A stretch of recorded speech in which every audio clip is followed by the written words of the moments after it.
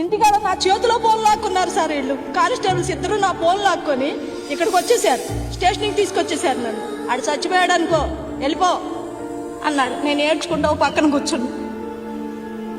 తర్వాత 15 రోజుల తర్వాత ఫోన్ ఇవ్వండి అయ్యా, నా పిల్లోడు ఎక్కడ ఉన్నాడో నేను ఫోన్ చేసుకుంటాను, నాకు ఫోన్ ఇవ్వండి అయ్యా అన్న.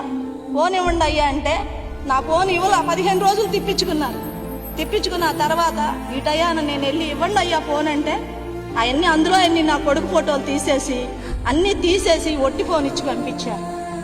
ఏంటి నువ్వు నీ కొడుకు చచ్చిపోయాడని చెప్పానుగా, ఎందుకు వస్తున్నావు నువ్వు అన్నాడు. అయ్యా నాకు భయం వేసి నేను ఉన్న చోట్ల అన్నీ ఎత్తుక్కున్నా, నాకు ఎక్కడ దొరకలా, నాకు ఎక్కడ కనపడ. ఆఖరికి నిన్న గవర్నమెంట్ హాస్పిటల్ కూడా వెళ్ళి మాసిలో కూడా చూసుకున్నాను.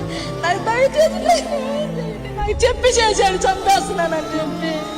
నా బిడ్డ నాకు లేడయ్యా, నా బిడ్డ నాకు తెచ్చిపెట్టయ్యా, నాకు ఓపిక కూడా లేదు, నేను తిండి తిరుగుడు తిరిగానయ్యా, నాకు ఎక్కడున్నాడయ్యా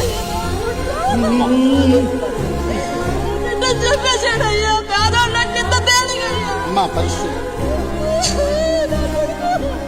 బాచులోకి వెళ్ళి ఎదుగుతే బిడ్డ చేసి కనపట్టం లేదయ్యా. ఎన్నిసార్లు ఎదుగు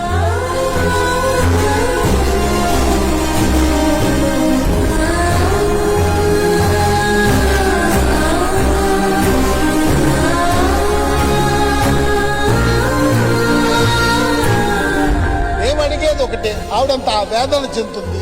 ఆ సీసీ ఫుటేజ్ ఇమ్మనండి, లేదైతే తప్పని ఆవిడ వెళ్ళిపోతుంది. ఆ మనిషిని ప్రొడ్యూస్ చేయండి, వాడి మీద ఎన్ని కేసులు ఉంటాయని కేసులు పెట్టండి, ఇంకో 10 కేసులు పెట్టండి. నాకు అభ్యంతరం. ఆమె తరపున నేను లీగల్ గా, అంటే not as advocate, we are representing on behalf the human rights committee. మా డిమాండ్ ఒకటేనండి, తప్పు చేసిన పోలీసులపై చట్టపరమైన చర్యలు తీసుకోవాలి. ఆ కుర్రోడు ఎవరైతే 20 రోజుల నుంచి కనిపించట్లేదో ఆ కుర్రోడిని పోలీసులు ప్రొడ్యూస్ చేయాలి. పోలీసు అధికారులు ఎవరైతే దీనికి బాధ్యులై ఉన్నారో వాళ్ళ మీద చర్య తీసుకోవాలి, సస్పెండ్ చేయాలని డిమాండ్ చేస్తున్నాం.